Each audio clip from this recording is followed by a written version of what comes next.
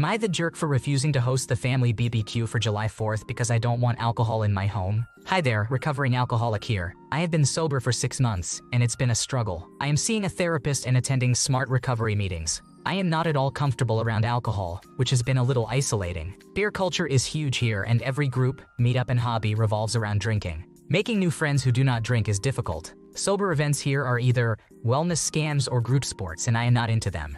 One of my biggest drinking triggers is holidays, especially the ones that revolve around drinking. I have done my best to be there with my family, but I tend to have to cut out early and do some self-care after. I am a new homeowner and massively lucked out in getting a 4-bedroom, 3-bathroom house with a good-sized patio and yard. Because of this, my family has pushed me to host. I have told them no every time. I am not comfortable with having alcohol at home, and I know better than to try to tell adults not to drink for something like a drinking holiday. I do not want all that drama, so I have simply declined.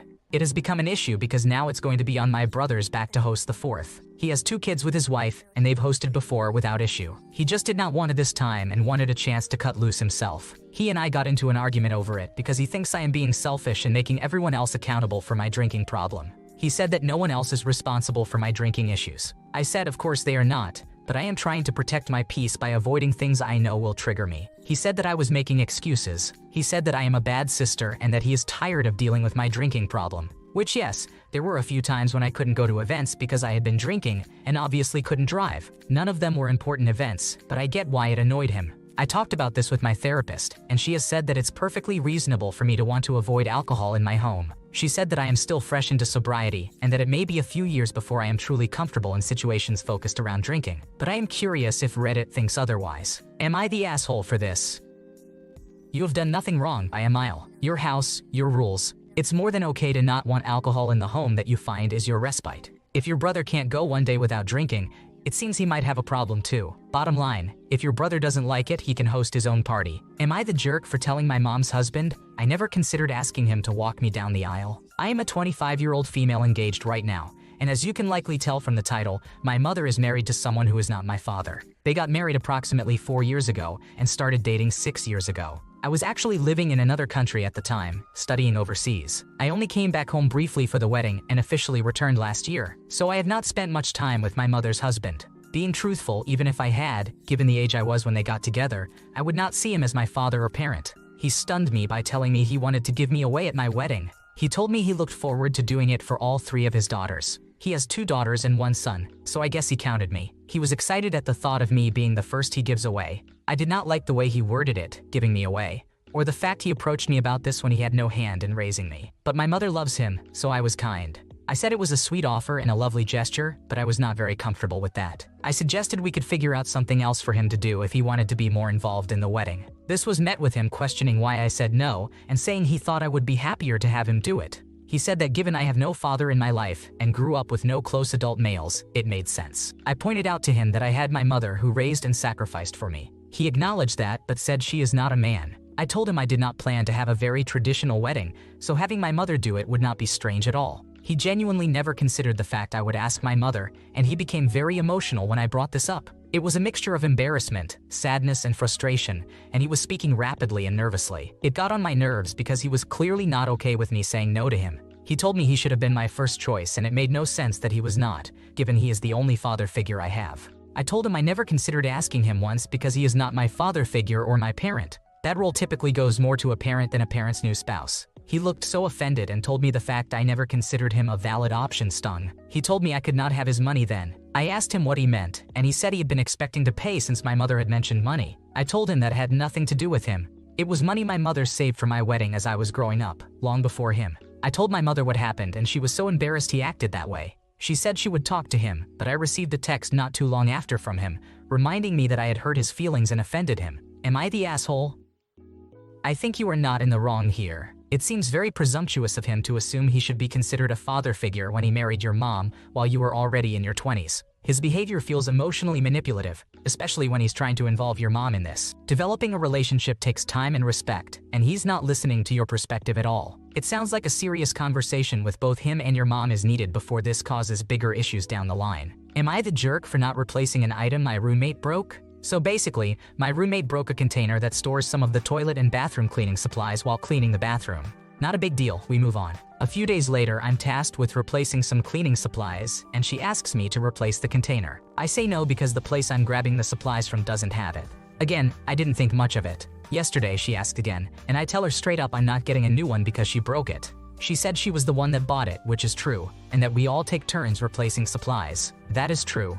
We all split cleaning supplies and things of that nature, but the container is not a rotating item. It's only being replaced because she broke it. Anyways, I tell her I'm moving soon and don't want to replace it, thinking maybe she'd leave me alone. She then goes on about how that speaks to my character for not wanting to buy things for the apartment. That is not true. I always grab what is asked of me without questions. I just can't stand this particular roommate, and this was my one time I could say no justifiably. After about 30 minutes from that conversation, she knocks on my door and says she has a compromise. I give her cash to replace it, and she'll go get it since she's already going to the store she had in mind. I give her cash because I honestly just want her to leave me alone. Anyways, she goes to the store, and the one she has in mind is not in stock. So she gets one that is nearly 4 times the cost, and tells me to send her the rest.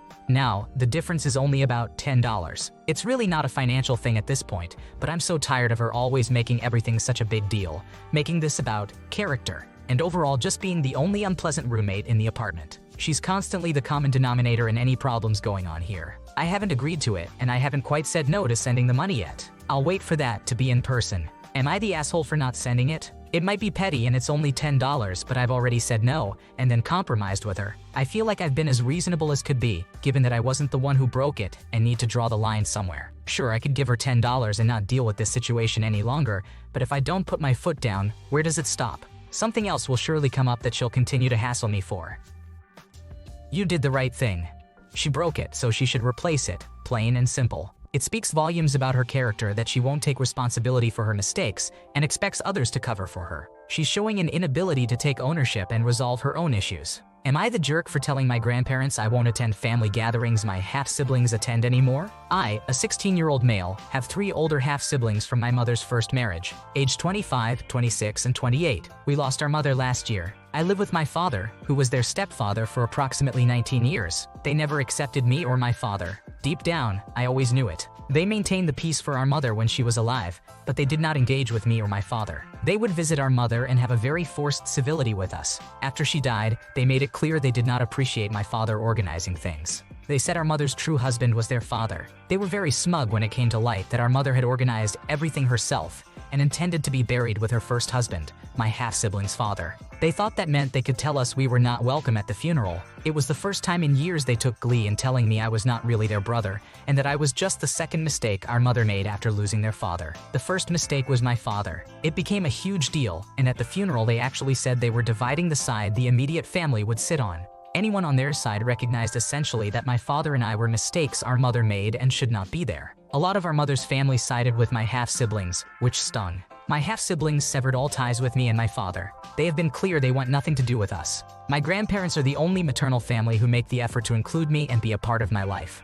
Aunts and uncles will speak to me, but some only do it to make excuses for my half-siblings or to mention our mother. There is a lot of family on my maternal side, and that comes with birthday parties and other events. Whenever my half-siblings see me there, they make it clear I should not attend. They have started yelling that the failed abortion should not be there. A lot of the family stand by them. My grandparents normally try to calm them, and one aunt has called them out for treating me poorly when our mother loved me too, and I am still their blood. It is too much for me. Now that some of them are married and having their own children, it feels like if I keep going where they are, things will get worse. So I told my grandparents I would not attend family gatherings that my half-siblings attend anymore. My grandparents were really upset and told me I need to keep coming because I am family. They said I should not punish them for my half-siblings' behavior. I said it feels like most people do not want me there, and I do not like having to deal with the things they say about me. I know my grandparents are mad, and I understand, but I feel like I need to put myself first. Am I the asshole?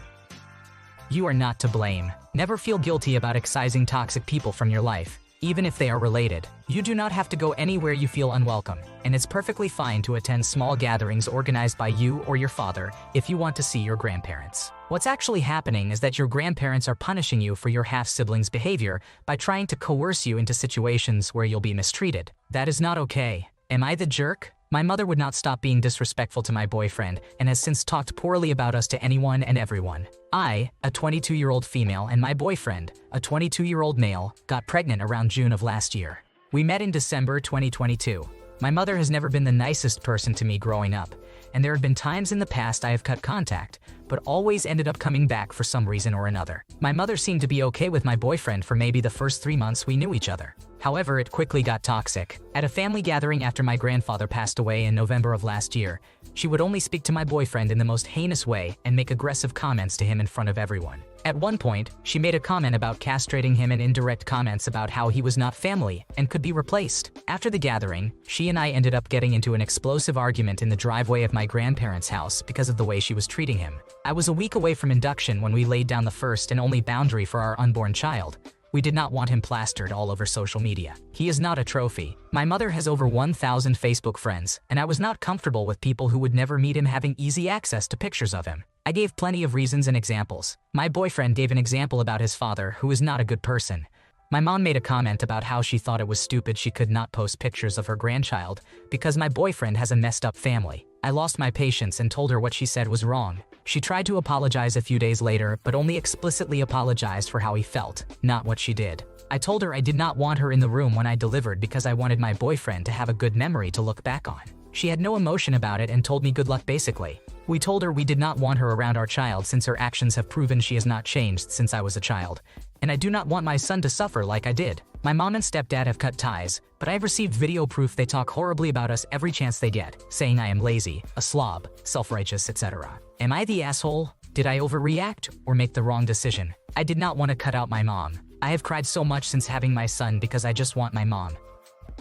You are not the one to blame. Setting boundaries to protect your family is crucial, especially when faced with toxicity. It's tough, but you did the right thing for your well-being and your son's future. Surround yourselves with positivity and support. Am I the jerk for telling my dad to stop talking about my mom and that his girlfriend needs to stay out of my business? I am staying with my father due to his recent surgery. He and his girlfriend came to church with me yesterday, and I found out it is the same church where he and my mother got married. The pastor asked how long I would stay, and I said I would be going back to my mother's soon. My father said, "Yeah, Evie, nickname, grew up here, so her mother is familiar with the area." The pastor said, "Okay, I might know her. What is her name?" He said, "Well, Evie's mother has been married 3 times now. She was married to Chase, me, and then she took Evie 1,000 miles away from me when she was 11. Now, she is married to Jay.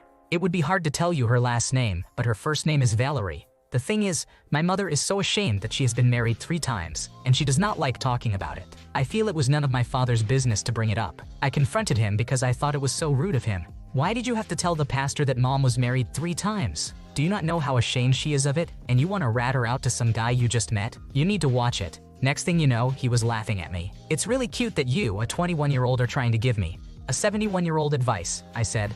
"I'm not trying to give you advice. I'm just telling you to stop telling people about mom's marital history. That's not your place," he responded. "Them church people are insane. They think everything's a sin." "I don't even know how you like it there," I said. "It's not the church that thinks divorce is a sin. It's in the Bible. Give me a break and stop making fun of my church. I don't say stuff about yours." I started crying. My father said, "You are seriously overreacting and making this a big deal. Those people aren't gonna care that your mother's remarried. So drop it and quit your crying. Your mother's fine, so stop bringing it up." I replied, "Do not tell me I'm overreacting. It makes me feel like a burden and that I can't talk to you. I'm not blowing it out of proportion. I'm telling you what's on my mind, which is what you are supposed to be doing as a father." He then added, "I'm getting tired of you talking about Jay. It's always Jay this and Jay that. It's all about Jay." I said, "Dad, I hate to burst your bubble, but Jay is a huge part of my life, and you have no place giving an opinion about him." He said that his girlfriend even says, "Don't you think it's weird that Evie talks about Jay all the time? More than she talks about you?" I said, "No offense, but she needs to keep her thin lips shut." I said, "No offense, but she needs to keep her thin lips shut. She doesn't even know me or Jay. The way I talk about Jay to you is the same way I talk about you over at mom's.